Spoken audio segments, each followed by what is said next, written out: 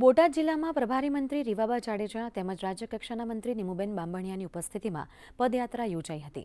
પદયાત્રા બોટાદ જિલ્લાના ભીમદાડ ગામથી ટાટમ સ્વામિનારાયણ ગુરુકુળ સુધી યોજાઈ હતી. પદયાત્રાનું ઠેર ઠેર સાંસ્કૃતિક નૃત્યો સાથે સ્વાગત કરવામાં આવ્યું હતું. તેમજ પદયાત્રાના રૂટ ઉપર વિવિધ કળા અને સંસ્કૃતિની ઝાંખી રજૂ કરવામાં આવી હતી.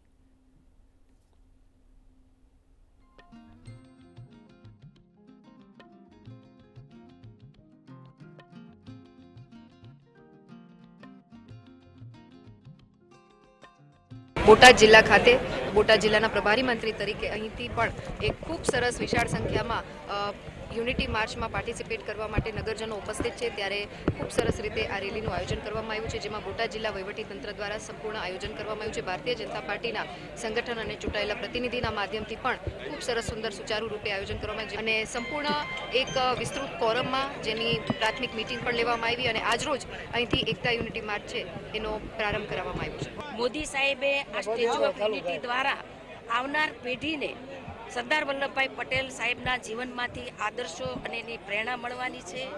ત્યારે આજે સમગ્ર દેશની અંદર આ સરદાર વલ્લભભાઈ પટેલની 150મી જન્મ જયંતિ નિમિત્તે સમગ્ર દેશમાં વિધાનસભા વાઇઝ પદયાત્રાનું આયોજન ભવ્યથી ભવ્ય થઈ રહ્યું છે.